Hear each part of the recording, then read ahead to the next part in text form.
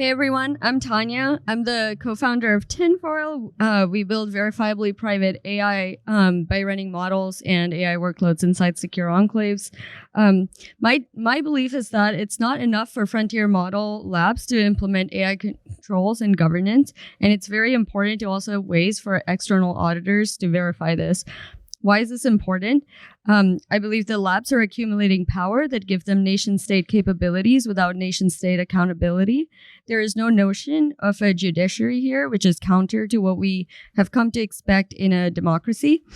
Largely, all AI control and safety work is being delegated to the benevolence of the labs.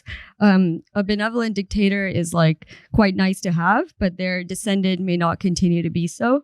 And while democracy imposes overheads that wouldn't exist under a dictator, it is far more robust of a system. Trust but verify. So we have precedent of compliance with FedRAMP, FINRA, the SEC, FAA, so on and so forth. These rely on external auditors, and it is as much their responsibility for enforcement as it is the company's. So the question is what this looks like for AI. The idea is that running third-party checks on frontier models without the model provider ceding control and being required to fully reveal their workload or weights. So one way to achieve this is by designing a verifiable clean room primitive using secure hardware enclaves. So suppose you are an AI safety organization, you curate a set of biosecurity evals.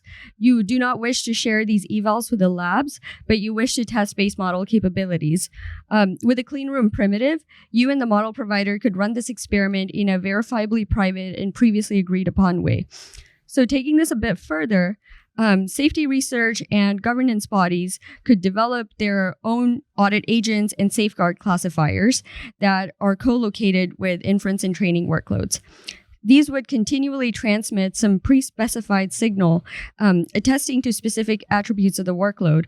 Most accelerators, such as GPUs and TPUs, already have attestation capabilities that can provide tamper-proof evidence that a specific audit agent was run and tie that with the serial number of the device.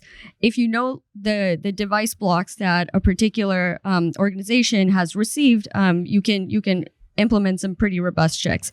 And the cost, and this can also have relatively minimal cost at runtime. The labs may further be incentivized to do so because imagine the case that a child was harmed by a model.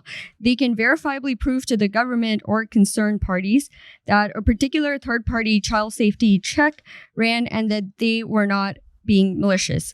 This further incentivizes active development of safeguards by the rest of the world outside labs.